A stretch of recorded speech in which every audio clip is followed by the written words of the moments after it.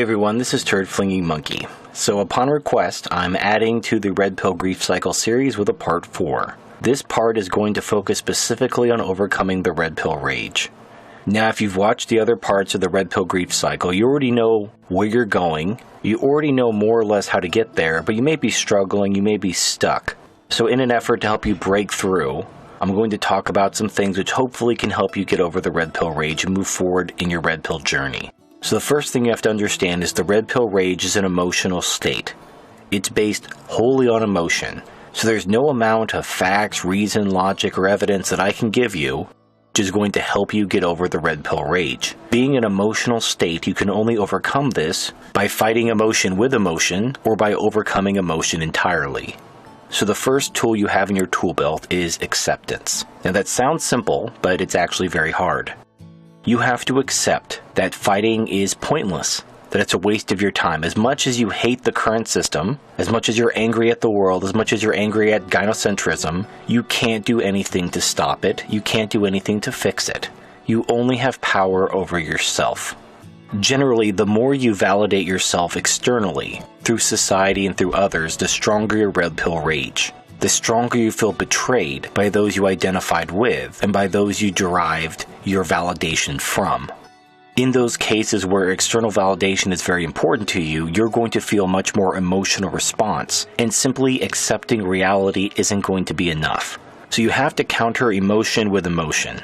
So the emotion that will help you break through from the Red Pill Rage is love. And I mean love for yourself. Many times what I see when somebody's going through a very deep Red Pill Rage is they hate others more than they love themselves. They want to hurt the system. They want to hurt these people that lied to them, that hurt them, that betrayed them. They want to cause pain more than they want to experience pleasure. They hate more than they love. The way to offset the hate is with love. You replace the hate for others with love for yourself. You love yourself, you take care of yourself, you think about yourself.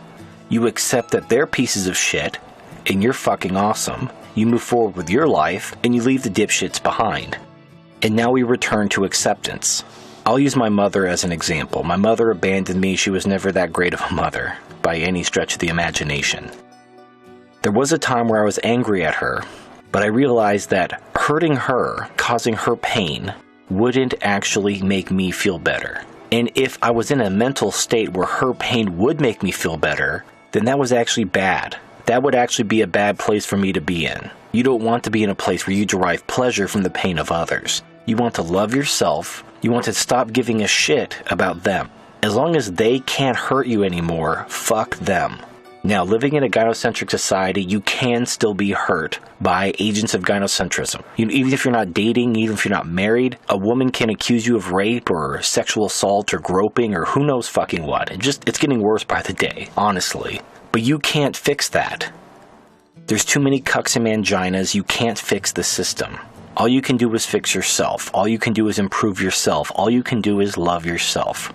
And if you live in a country where things get so bad that even going MGTOW isn't enough, you need to leave. Don't worry about causing other people pain. Here's the difference. If you love yourself, you'll leave when the going gets tough.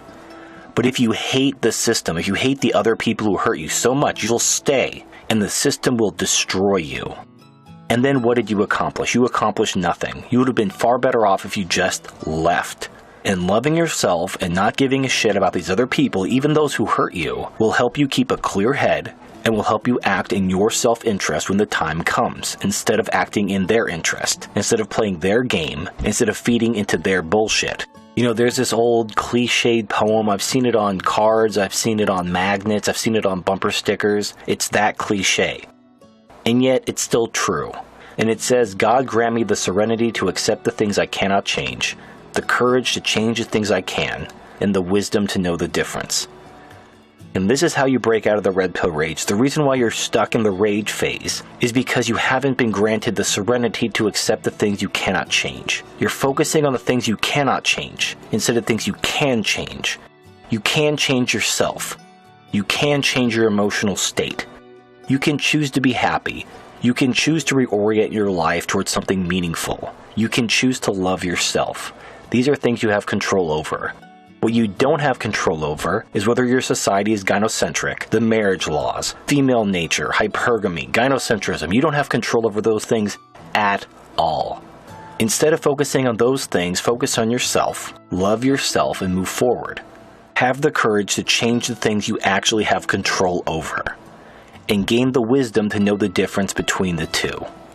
You know, if you've been fighting gynocentrism for years, if you've been active in men's rights, you're not seeing any progress, it's going to drive you to be more and more angry. You're going to get more and more frustrated in society, but you need to let it go. Now, this is going to be a stark and morbid example, but I'm going to use the example of Elliot Rodgers. Now, Elliot Rodgers was angry because girls didn't like him. He felt entitled to girls' attention. Rather than focus on himself, he focused on everyone else. It wasn't his problem. Everyone else was the problem. And rather than improve himself to be more accepted by society, or rather than just fucking give up on society and do your own thing and find meaning and purpose in something other than people's approval, he chose to get angry at society. He chose to get angry at women for rejecting him. And it eventually drove him on a homicidal rampage. I don't want you to end up like Elliot Rodgers. I want you to focus on yourself. Who gives a shit about society? If external validation means that much to you, and you absolutely 100% must be accepted by society, then you need to change yourself so you can conform to society. Now, that won't make you a MGTOW, but at least you'll be happy. And maybe MGTOW isn't for everyone, so go be happy, but focus on yourself. If you can't bring yourself to conform to gynocentric society, and believe me, I understand what that feels like, then you need to let it go. You need to let go of the external validation. You need to let go of being accepted. You need to accept the fact that gynocentrism is not going to change. You can only change yourself. You can only let go of the need for their validation, of their approval. Focus on yourself. And that includes loving yourself and focusing on your happiness, not other people's misery. So in summary, the two tools you need to break out of the red pill rage if you find yourself stuck there for an extended period of time and you feel like you're being held back is acceptance and love. You need to accept the world as it is. Stop trying to change things you have no control over and love yourself. It's the only thing you do have control over. This is TurdFlingingMonkey. Thank you for watching, and I'll see you next time.